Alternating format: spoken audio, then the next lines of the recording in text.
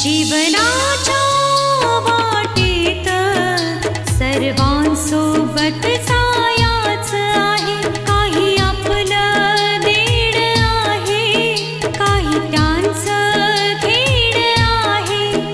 जे मिळालं सुख त्याचं काय, जे हसू हरवलं त्याचं काय. क्षण क्षण थांबून नियती घेते जीवनाची परीक्षा. परीक्षा ही परीक्षा. परीक्षा खरी परीक्षा.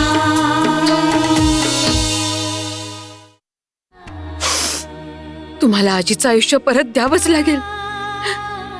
तुम्हाला आजीचं आयुष्य परत द्यावंच लागेल. आणि मी इथून तोपर्यंत नाही जाणार जोपर्यंत आजी सुखरूप असल्याची बातमी माझ्या कानावर येत नाही. पण इन्स्पेक्टर साहेब, मी असं काय केलंय? खरं तर हेच आहे मिस्टर जगमोहन की तुमच्या घरात जी घटना घडली त्यामागे तुमचाच हात होता आणि तुम्ही आरोप भारतीवर लावलात. मी तर देवाचे आभार मानतो की त्यांनी आजींना वाचवलं. हो जगण्या, देवाने आपली प्रार्थना ऐकली म्हणूनच आई आज ठीक आहेत. पण जितक्या लवकर शक्य होईल तितक्या लवकर तू इकडे ये, ठीक आहे? हो आंटी, तुम्ही माझी काळजी नका करू. आणि आजी आता बऱ्या आहेत. बस त्या जेव्हा ठणठणीत बऱ्या होतील मी लगेच परत येईन.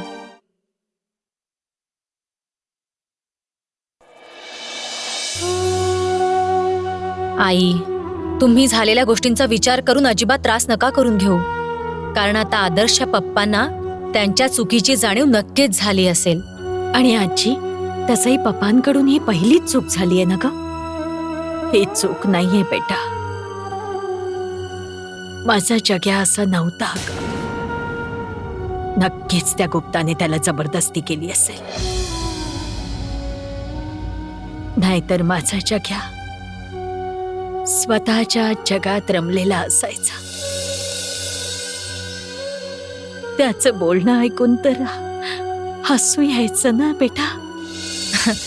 हो आई, माझ्या जग्याला काय माहित कुणाविरुद्ध कटकारस्थान कसं करायचं ते, कुणाला कसं बदनाम करायचं ते. त्या गुप्तानेच त्याला हे सगळं करायला भाग पाडलं असेल आणि म्हणूनच त्याने हे सगळं काही केलं असणार बघ. आजी, पप्पांनी जे केलं त्या सगळ्याचा विचार करून तू स्वतःला इतका का त्रास करून घेतेस? हो आई, आता तर हे सगळं संपलंय ना. आता तरी तुम्ही चिंता सोडा. अहो गुप्ताजी, तुम्ही माझं म्हणणं समजून घेण्याचा प्रयत्न का करत नाही आहात? भले माझ्या घरातल्यांनी त्या भारतीला माझ्या कुटुंबाची सून मानली असेल, परंतु मी त्या भारतीला या घरची सून कधीच नाही मानणार. तुझ्या मान्या न मान्याने माझी मुलगी तुझ्या घरची सून तर नाही होणार ना. सध्या तरी खरी गोष्ट ही आहे की तुझे हे प्रयत्न पण कुचकामी ठरले. तू परत एकदा भारतीला तुझ्या घरातून काढण्यास असमर्थ ठरलायस आणि तू परत असा प्रयत्न करू सुद्धा शकणार नाहीस. नाही नाही नाही गुप्ताजी, मी असा हार मानणारा माणूस नाहीये. मी तर आजच त्या भारतीला हात पकडून घराबाहेर काढलं असतं. आता कशी तब्येत आहे आजी? तुम्ही ठीक तर आहात ना? का मला सोडून जायचंय का कुठे तुला?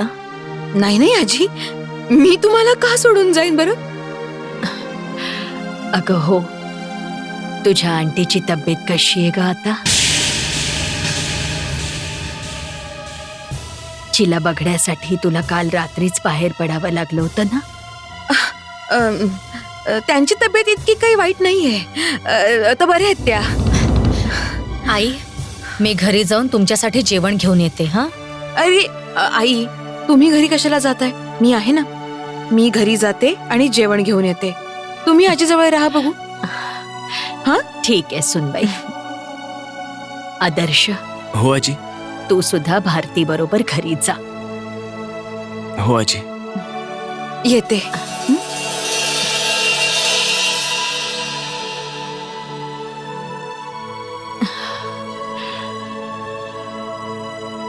किती चांगली सुनबाई आहे आपली, पण जग्याला तिची कदरच नाहीये. आजच माझ्या आईची तब्येत बिघडली आहे अचानक, म्हणून मी काहीच नाही करू शकलो. अडचणी अशाच तुझे पाय थांबवत राहतील जगमोहन. नाही मी समाधानी होणार तुझ्या या बोलण्याने, आणि नाही तुझ्या अशा बोलण्याने मला बरं वाटणार आहे. गुप्ताजी, तुम्ही माझं म्हणणं समजून घ्यायचा प्रयत्न तरी करा ना. मी माझ्या बाजूने पूर्ण प्रयत्न करतोय ना. वाट पाहणं माझ्या स्वभावातच नाहीये जगमोहन. मी एक संधी दिली होती तुला, परंतु तू अपयशी ठरलास. आता माझं कर्ज फेडण्याची व्यवस्था कर. गुप्ताजी, कर्जाचं काय आहे? कर्ज शेवटी कर्जच आहे ना, आणि ते तर मी फेडणारच आहे ना. 2 दिवस. 2 दिवसाच्या आत मला माझे 5 लाख रुपये परत पाहिजेत. मग तू कुठूनही घेऊन ये. आता मला माझे पैसे पाहिजेत. जर 2 दिवसांच्या आत पैसे परत नाही मिळाले तर तुझ्या ऑफिसला टाळं पण लागू शकतं. नाही नाही गुप्ताजी, तुम्ही असं नाही करू शकत. मी असंच करणार आहे जगमोहन. फक्त 2 दिवसांचा अवधी आहे तुझ्याजवळ. फक्त 2 दिवस. गुप्ताजी,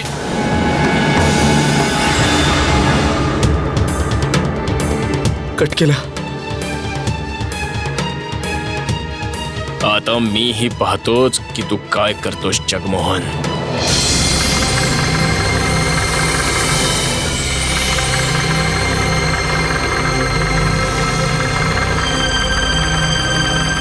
तुम्ही इथे काय करताय पप्पा?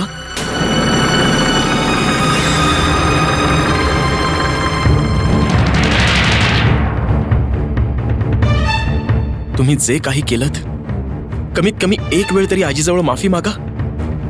तिच्या मनावरचं ओझं उतरेल. मी कशाला माफी मागू आईची? एक गोष्ट लक्ष देऊन ऐक आदर्श, परत मला समजावण्याचे प्रयत्न पण नको करूस. आदर्श, तुला हे लक्षात असायलाच पाहिजे, हे तुझे बाबा आहेत. चल.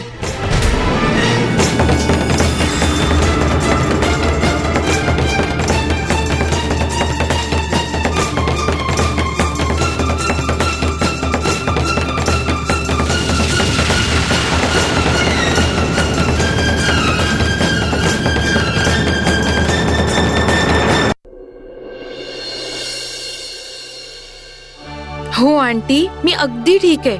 तुम्ही प्लीज अंकलना सांगा की माझ्यामुळे एवढी काळजी नका करू. मी नंतर येऊन भेटेन त्यांना. हो, थँक्यू आंटी. बाय.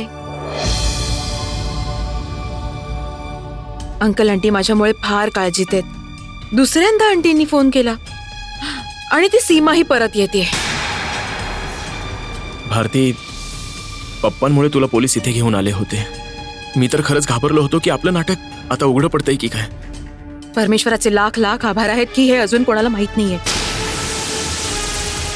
अंकल आंटीला हे माहित नाहीये की मी ह्या घरात सून म्हणून राहते. भारती, पप्पांतर्फे मी तुझी माफी मागतो. माझ्यामुळे तुला काय काय सहन करावं लागतंय. नाही आदर्श, तुला माफी मागायची काहीच आवश्यकता नाहीये. आणि आपण पप्पांनाही चुकीचं कसं ठरवू शकतो? सत्य तर त्यांच्याच बरोबर आहे, चुकीचे तर आपण आहोत आदर्श. हो आदर्श, खोट्याच्या दलदलीत तर आपण हातपाय मारतोय, तर आपण पप्पाजींना खोटं कसं ठरवू शकतो? मला हे नाही आवडणार की तू पप्पांना चुकीचं समजावस. त्यांनी तर आपलं वडील असण्याचं सगळं कर्तव्य पार पाडलंय. आता तुला हा विचार करायला हवा की तू मुलगा असल्याचं कर्तव्य कसं पार पडतोयस. त्यांना आपण कशाही प्रकारे चुकीचं नाही बोलू शकत. बस. आजीची तब्येत कशी आहे? जगण्या भाऊ, आजी आता बरी आहे. चला मला आजीसाठी जेवण बनवायचंय आणि हॉस्पिटलमध्ये घेऊन जायचंय. तुमचे अंकल आले होते इथे.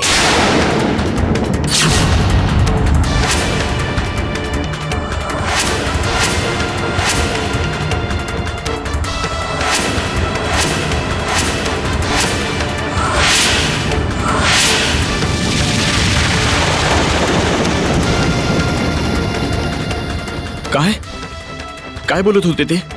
आणि तू त्यांना काय सांगितलंस? त्यांना घरातल्या लोकांशी काही बोलायचं होतं, पण मी त्यांना सांगितलं की घरी कोणीही नाहीये, सगळे हॉस्पिटलला गेले. तेव्हा निघून गेले.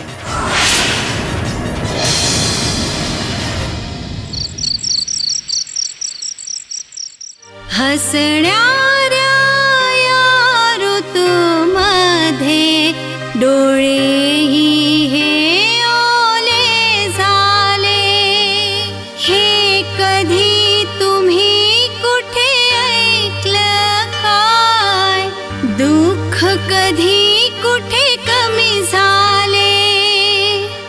आलेला बहर जात आहे, सर्वांना फार रडवत आहे. लिहितो आहे देव असा जीवनाची दशा. परीक्षा ही परीक्षा. परीक्षा ही परीक्षा. ही परीक्षा. कशी आहेस तू? हा, कशी आहेस?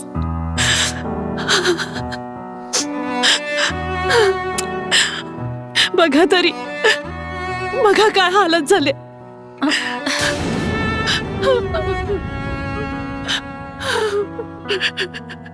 मीना, जिला आपण डोळ्यासमोर ठेवून वाढवलं होतं, तिला डोळ्यांपासून इतकं दूर केलं की तिचं काय चाललंय तेही विचारू शकत नव्हतो. हे पण माहित करू शकत नव्हतो की ती कशी आहे, कोणत्या परिस्थितीत आहे. हे कसलं स्वप्न होतं? कसलं स्वप्न होतं जे आपण पूर्ण करण्यासाठी आपल्या मुलीला इतक्या लांब पाठवलं. मम्मी, सगळ्यांना हेच वाटतं. प्रत्येक माणूस लांबची स्वप्न पाहत असतो. त्याला वाटत असतं की कुठेतरी लांब परदेशात त्याची स्वप्न खरी होतील. खरं बोलतेस तू. आता जाणीव झाली ह्याची की स्वप्नांच्या मागे धावून आम्ही आपल्या मुलीचं आयुष्य एका अशा भोवऱ्यात अडकवलं की तिथून निघणं शक्य नव्हतं. हो मीना, पैशाने सुख नाही मिळू शकत आणि ही गोष्ट आता सिद्ध झाली आहे. हो, आता आपली मुलगी परत आली आहे. याहून अजून आपल्याला काय पाहिजे? अहो पप्पा, ते भारती कुठे दिसत नाहीये. बेटा, त्याचं काय की ती जिथे राहते तिथे कोणाची तरी तब्येत खराब झाली आहे. अचानक तिला तिथे जावं लागलं.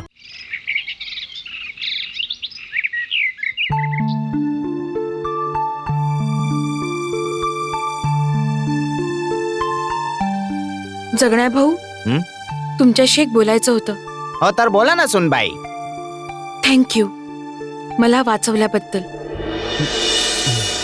जर तुम्ही खरं बोलण्याचं धाडस केलं नसतात ना, तर कदाचित आज मी जेलमध्ये असते आणि या घरातले सगळे जण माझा तिरस्कार करत असते. हीच गोष्ट तर मला सहन नाही झाली ना सुनबाई.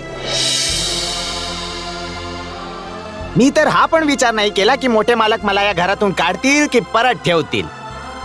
पण खोटं बोलून असा खोटा आरोप तुमच्यावर लावला चोरीचा, ते मला सहन नाही झालं, म्हणून मी बोललो. तुझे हे उपकार मी कधीच नाही विसरणार. याच्यात उपकाराची कोणतीच गोष्ट नाही सुनबाई.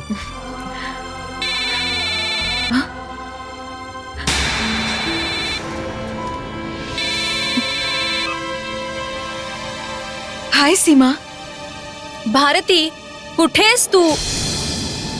मी विचार केला होता की मी इंडिया जेव्हा पहिलं पाऊल ठेवेन तेव्हा माझ्या समोर जो पहिला चेहरा असेल तो तुझा असेल. कुठेस?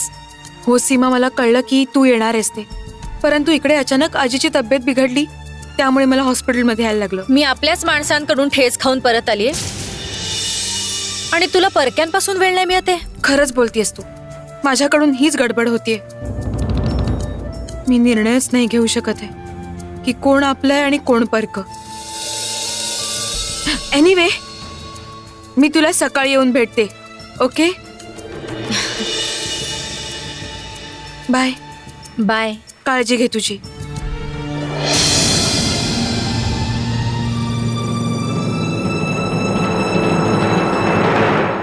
हॅलो गुड्डी, कशी आहेस? अगं तू हे स्टाईल मारणं सोड. अगं मला असं हॅलो बोलायला ना फारच आवडतं, त्यामुळे समोरचा पण खुश आणि मी पण खुश. ते सगळं ठीक आहे, पण माधुरी तू किती बदलली आहे सगळं. तू कॅनडातून अगदी तशीच होऊन आलीयस जसं तुला बनायचं होतं. म्हणूनच तर मला आल्याला एक फिल्म मिळाली. एनिवे, चल सोड, तू सांग आजीची तब्येत कशी आहे? ती ठीक आहे. चल आजीला भेटूया. इतकी जुनी मैत्री, पण अजूनपर्यंत तुझ्या घरी येता आलं नाही. कदाचित कुणाला भेटायचं कुणाला नाही हे देवच ठरवत असेल, हो ना? कधी कुणाशी कुठे आणि कशी भेट होणार आहे? मी तर तुझ्या घरी येणार होते, पण आजीच्या तब्येतीचं ऐकून मला इकडे यायला लागलं. चल आजीला भेटूया. चल. चल ना.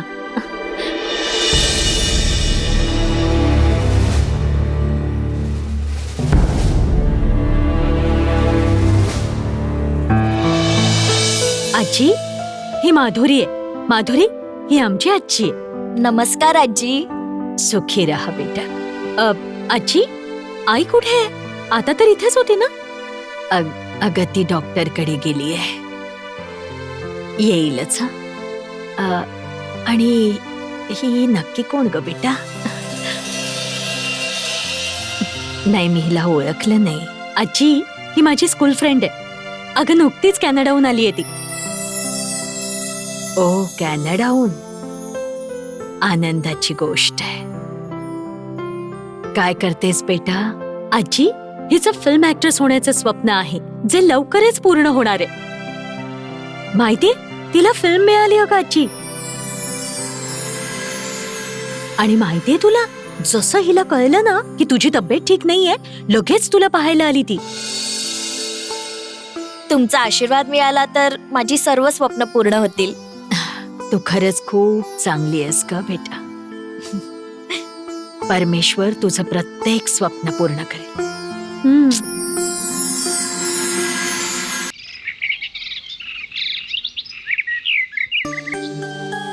जगन्या, हे जगन्या, कुठे मेलास?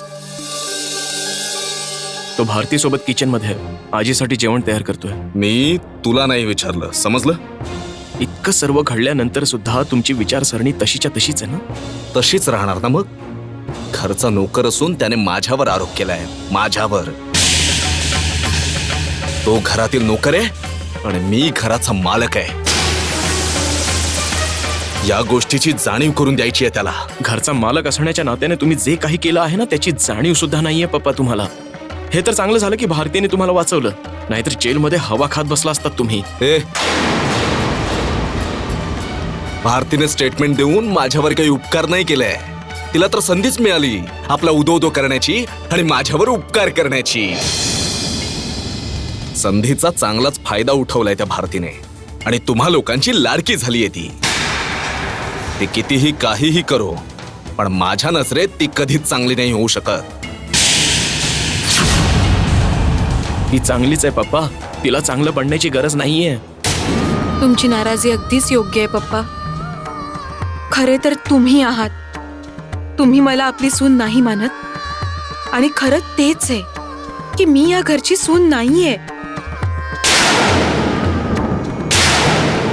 पण हे सत्य मी तुम्हाला सांगूही शकत नाहीये. जर मी तुम्हाला हे सत्य सांगू शकले असते तर तुमची नाराजीही निघून गेली असती. पण तुमची ही तक्रार लवकरच दूर होईल पप्पा, लवकरच दूर होईल. ती चांगली आहे की वाईट देवाला सर्व माहिती आहे, म्हणून तर त्याने तिला चोरीच्या आरोपातून वाचवलं आहे. मी जेवण बनवून ठेवलं आहे पप्पा. जगण्याभाऊ तुमचं जेवण टेबलवर लावून ठेवेल. तुम्ही प्लीज खाऊन घ्या. आदर्श, आजी हॉस्पिटलमध्ये वाट बघत असेल. चल.